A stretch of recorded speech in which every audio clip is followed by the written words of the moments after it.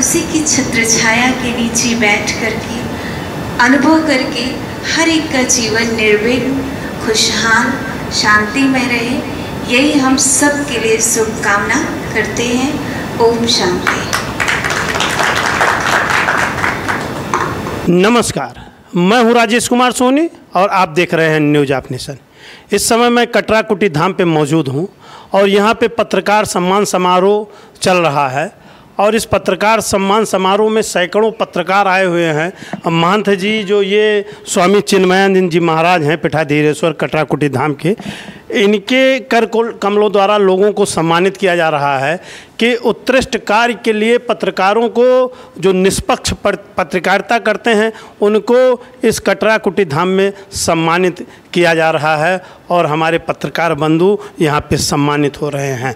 आइए अपने चैनल के माध्यम से हम दिखाते हैं कि किस तरह से लोगों को सम्मानित किया जा रहा है, लोगों को प्रोत्साहित किया जा रहा है। बने रहिए हमारे साथ, देखते रहिए न्यूज ऑफ नेशन। बहुत बहुत धन्यवाद। हमारे बीच में कटरा कुटी के महंत जी हैं, हमसे ये जानना चाहेंगे, ये जिज्ञासा है कि महाराज जी यहाँ कब आए हैं और इसके महत्व के बारे में थोड़ा सा हम जानना चाहेंगे और अपने दर्शकों को दिखाना चाहेंगे। कटरा कुटी धाम अति प्राचीन हनुमत सिद्धपीठ है और मान्यता के हिसाब से यहाँ स्वयं हनुमान जी साधना उपासना करने आया करते थे। इसी भाव को लेके यहाँ हजारों हजार संतों ने तपस्या की। आज से 1000 वर्ष पहले पावन सरजू मैया इस कुटी को स्पर्श करते हुए प्रवाहित थी। दिव्य वातावरण था, नैसर्गिक वातावरण, और अयोध्या धाम में तपस्या करने, उपासना करने, साधना करने से भाव से पधारे सभी संतों ने इस भूमि की रमणीयता को देखने के बाद इसे अपनी साधना स्थली बनाया और जितने भी संत इस कुटी पर आए साधना करने के उद्देश्य से, वो सब अपनी साधना करके इसी धाम के लिए अपने जीवन समर्पित कर दिया और सबको इच्छा मृत्यु का वरदान प्राप्त हुआ हनुमान जी की कृपा से कि तुम जब तक चाहो लोक कल्याण के लिए संसार बने रहो। जब चलना हो तो 1 सप्ताह पूर्व बता देना कि प्रभु हम चलना चाहेंगे। उन संतों से मृत्यु आके पूछा करते, प्रभु जी आपकी इस जीवन की लीला समाप्त हो चुकी है, क्या आप संसार खोज कर चलना चाहेंगे? वो संत कहा करते थे भी जाओ, जब होगा तो हम खुद ही बता देंगे। हनुमान जी द्वारा ये कृपा प्राप्त थी उनको कि 1 सप्ताह पहले जब आप पूर्व कहेंगे कि हम अब संसार छोड़ना चाहते हैं, तब आपको यहाँ से विदा मिलेगी। महाराज जी आप यहाँ कितने दिनों से जुड़े हैं? हम 2003 से यहाँ आए और लगातार रहे। और अयोध्या में एक मौनी माझा नाम का स्थान है। मौनी माझा पे एक हरिदास जी महाराज जी थे, उन्होंने मेरी यहाँ ड्यूटी लगाई कि इस कुटी पर अयोध्या से उन्होंने 9 संतों को भेजा, लेकिन कोई भी संत यहाँ टिकने को तैयार नहीं हुआ। सबको ऐसा लगा कि यहाँ कुछ है ही नहीं, कुछ है ही नहीं। लेकिन पूज्य हरिदास महाराज जी ने हमसे कहा था कि जाओ, तो वहाँ कुछ है नहीं, ये तुम नहीं देख पाओगे और स्वयं हनुमान जी सब वहाँ देखेंगे। और विश्वास कीजिए, गुरु जी की बात मान के हम कटरा कुटी धाम पे लगे रहे। और उस स्थान पे जहाँ पूज्य सुंदरदास जी महाराज इस स्थान के अब तक 1000 वर्षों की तपस्या में जितने भी संत आए, उनमें सर्वश्रेष्ठ स्वर्णिम काल रहा है सुंदरदास जी महाराज का वो कार्यकाल। और यहाँ तक कि मुर्दों को जिंदा कर देने की ताकत, अगर उनको पता चलता था कि तुम्हारे एक ही बेटा था और बेटा तुम्हारा मर गया, ओहो, हनुमान जी से कह के उस लड़के को फिर से 1 वर्ष के लिए जिंदा कर देते थे। ठीक है, लोग ये प्रचलन में आ गया कि अगर कोई व्यक्ति मर जाए तो कटरा कुटी धाम पर चलो महाराज जी वहाँ जिंदा कर देते हैं, लेकिन प्रकृति के विरुद्ध जाना ये उचित नहीं था। तो महाराज जी ने 2-4-10 लोगों को ऐसे किया और फिर जिनको किया उनके परिवार के लोग पागल हो गए। तो ऐसा देख के महाराज जी ने इस काम को बंद किया और कहा नहीं, ये मरना जीना सृष्टि का नियम है, इस नियम में फेरबदल संभव नहीं है। हाँ, कोई कष्ट हो, कोई आवश्यकता हो, तुम्हारा घर नहीं बना है, नौकरी नहीं है, बेटा बेटी नहीं है, कोई भी मनोकामना अगर लौकिक संसार की है तुम्हारे अंदर, तो मनोकामना पूरी कराने की गारंटी लेता हूँ। जाओ, 1 वर्ष के अंदर इस संसार का कोई भी ऐसा सपना नहीं हो जो भगवान तुम्हें पूरा न कर दें। इस तरह का वरदान दिया करते थे। लेकिन सुंदरदास जी महाराज जी के जाने के बाद सुंदरदास जी महाराज 1982 में इस स्थान से गए और इस 50 वर्ष के कार्यकाल में इस कुटी ने बहुत उतार चढ़ाव देखा।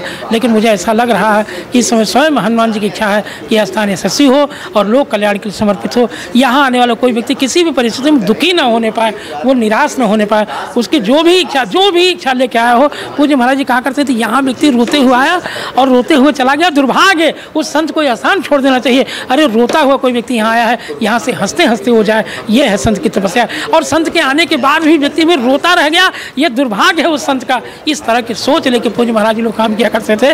और मुझे लगता है पूज्य अब तक के हमारे जितने पूर्वज रहे हैं सबका आशीर्वाद श्री हनुमान जी ने मेरे लिए कन्वर्ट कर दिया है कि जाओ उन पूज्य संतों की तपस्या का संपूर्ण फल तुम्हें, तुम जिसे जो चाहोगे उसे वो मिलेगा। ये शायद संतों ने और श्री हनुमान जी ने भी मुझे आशीर्वाद दे दिया कि जाओ सब ठीक रहेगा। बहुत बहुत धन्यवाद। ये थे कटरा कुटी धाम के महंत जी, हमसे बात करने के लिए बहुत बहुत धन्यवाद। स्वतंत्र पत्रकारिता और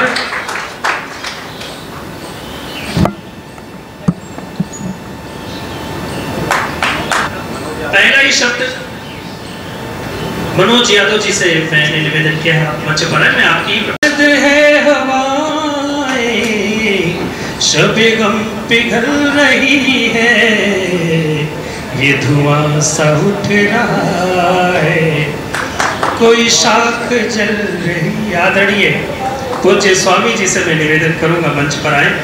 और पत्र है जिसने मुझे हाई स्कूल पास किया था, उसी में से तरफगंज से आज महाराज जी ने आई दैनिक लोक भारती विपिन श्रीवास्तव जी, बनारसी मौर्य जी, नीरज श्रीवास्तव जी, अयोध्या इंडिया समाचार और रियाजुद्दीन लोक भारती, रियाजुद्दीन साहब आइए। इंडिया समाचार विकास महादेव सागर जी, महादेव सागर जी का नाम, महादेव सागर जी का जी आ गए हैं, बोल दीजिए, अस्वस्थ हैं वो, आप बोलिए। महादेव सागर जी हमारे बीच में हमारे इस आज के पत्रकार सम्मान समारोह कार्यक्रम के मुख्य संरक्षक, हम लोगों के मार्गदर्शक, ग्राम सभा जफरापुर के सम्मानित प्रधान, फतेहपुर के श्री महादेव सागर जी की गरिमामयी उपस्थिति है। हम अपनी पूरी इस टीम के साथ आपका हार्दिक स्वागत एवं अभिनंदन करते हैं। आदरणीय सागर जी। शिवराम पांडे जी कि किस भूमिका में परमात्मा ने आपको अवसर दिया है काम करने का।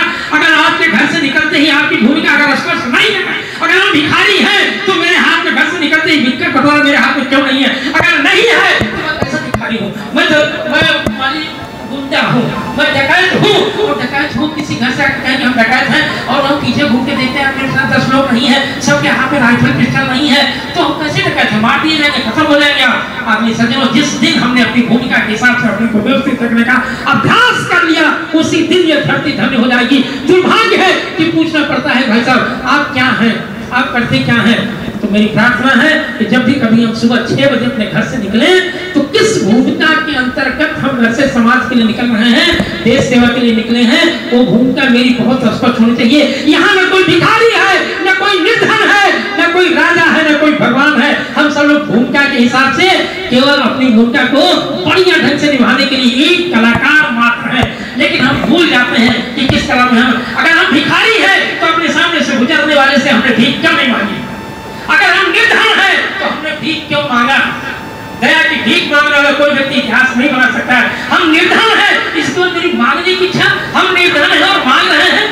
आदमी सज्जनों भूमिका ही गलत हो गई।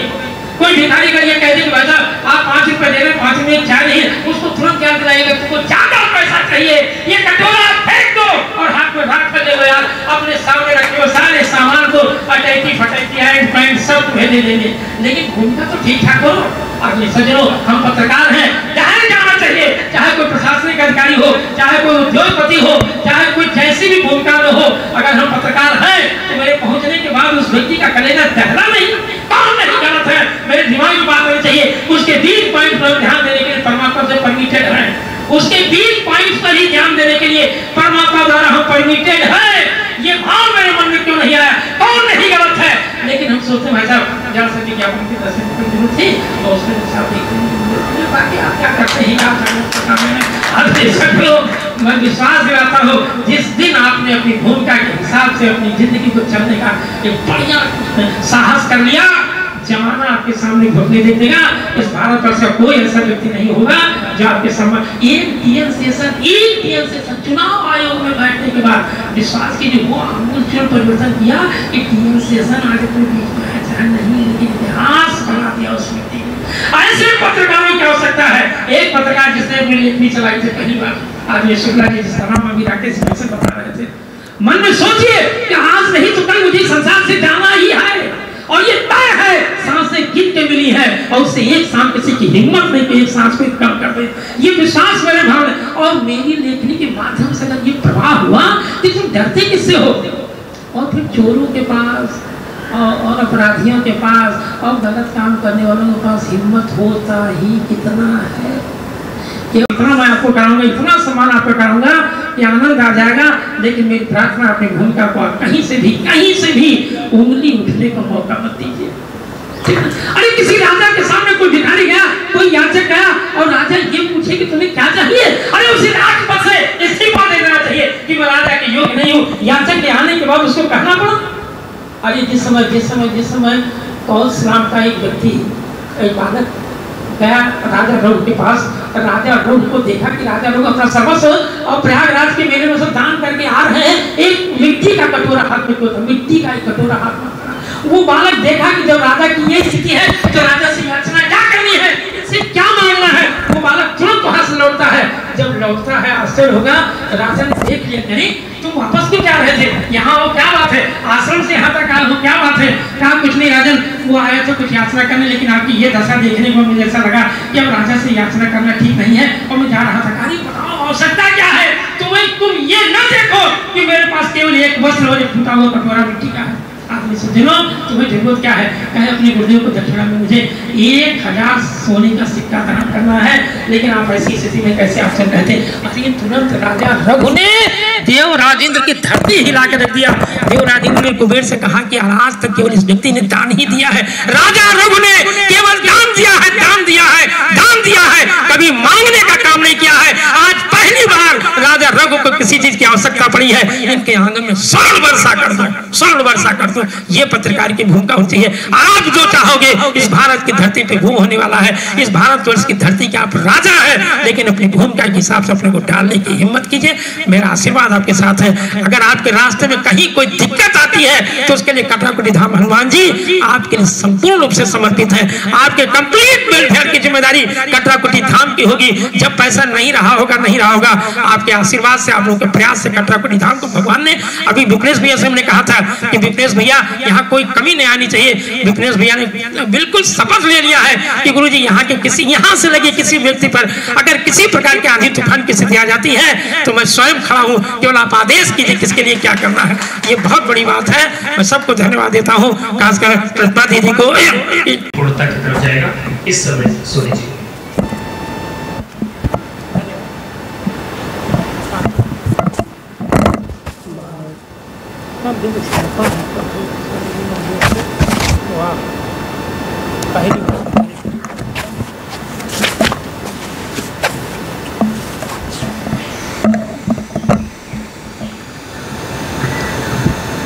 सभी को सादर प्रणाम और गुरु जी को भी सादर प्रणाम। 2 शब्द कहना चाहता हूँ। हे गुरु ब्रह्मा, हे गुरु विष्णु, हे शंकर भगवान, आपके चरणों में, हे गुरुदेव प्रणाम आपके चरणों में। पत्रकारिता जो भी कर रहे हैं ये समाज को सुधारने के लिए, समाज को आगे बढ़ाने के लिए ही कर रहे हैं। मैं पहली बार यहाँ पे आया हूँ। ये जो पत्रकार सम्मान समारोह, मैं महाराज जी आप इतना बड़ा कार्यक्रम कर रहे हैं और ये सम्मान समारोह कर रहे हैं, इसके लिए आपको बहुत बहुत धन्यवाद और आभार व्यक्त करता हूं कि आपके विचार जो ये आए हैं पत्रकार तो जो आगे पत्रकारों को बढ़ाने के लिए आया है, ये इसके लिए हम सभी पत्रकार भाई आपका आभार व्यक्त करते हैं। ये कटराकुटी धाम है, नाम मैं सुना करता था। एक बार मेरा बच्चा पढ़ता है यहाँ स्वामी विवेकानंद में, वहाँ पे महाराज जी गए थे, वहाँ पे भागवत हो रहा था और ये मर्यादा पुरुषोत्तम भगवान श्री राम के ऊपर बोल रहे थे और धारा प्रवाह बोल रहे थे, बहुत सुंदर अच्छे वचनों से लोगों को मंत्र मुक्त कर दिया था। ये मैं ऐसे संतों को बहुत बहुत बारंबार प्रणाम करता हूँ कि ईश्वर की कृपा है आपके ऊपर कि आप जिस तरह से धारा प्रवाह बोलते हैं, लोगों को प्रेरित करते हैं धर्म के प्रति, इसके लिए मैं बहुत बहुत आभार व्यक्त करता हूँ कि ईश्वर ने आपको ऐसा सरस्वती जी को अपने जुबान पे बैठा दिया है। पत्रकारिता, जो भी पत्रकार है जान को जोखिम में रख करके पत्रकारिता करता है, इसलिए पेशा पत्रकारिता नहीं है, स्वतंत्र है पत्रकारिता। पेशा उसका अपना है, कुछ करेगा, पेशा करेगा तब वो भोजन उसके पेट में जाएगा, लेकिन पत्रकारिता से पेशा नहीं है। पेशा कुछ दुकान करेगा तभी तो वो उसका पेट और बच्चे पलेंगे, तो इसलिए वो पेशा करता है लेकिन पत्रकारिता का पेशा नहीं करता है। ये भाई साहब आपको हम बताना चाहेंगे। और मैं यहाँ पे इस मंच पे पहली बार आया हूँ, मैं बोलना नहीं जानता हूँ बहुत, अभी पत्रकारिता मैं 1 साल से कर रहा हूँ और इस कार्यक्रम में पहुंच करके महाराज जी के चरणों में आशीर्वाद लेकर के मैं अपनी वाणी को समाप्त करता हूँ। बहुत बहुत धन्यवाद। और 2 लाइन का एक गीत सुना दें, 2 लाइन का। ये आतंकवाद और दुनियावाद, देश को सुधारने की बात मैं ये कहना चाहूंगा, मोहब्बत से करोगे बात तो सीने से लगा लेंगे, मोहब्बत से करोगे बात तो सीने से लगा लेंगे, करोगे बात नफरत की तो हस्ती को मिटा देंगे। ऐ पाकिस्तान तेरे सर को चरणों में झुकाएंगे, कराची में आकर के तिरंगा हम फहराएंगे, हमारी जान तिरंगा है, मेरी पहचान तिरंगा है। धन्यवाद, बहुत धन्यवाद। हमारी जान तिरंगा है, मेरी पहचान तिरंगा है, ये हिंदुस्तान तिरंगा है, सारा जहान तिरंगा है। हमारे देश को बुरी नजर से देखने वालों, हमारे देश को बुरी नजर से देखने वालों, टाइगर मोदी जिंदा है, टाइगर योगी जिंदा है, टाइगर मोदी जिंदा है, टाइगर योगी जिंदा है। भारत माता के, एक बार हाथ उठा करके भारत माता के। बहुत बहुत धन्यवाद, बहुत बहुत धन्यवाद।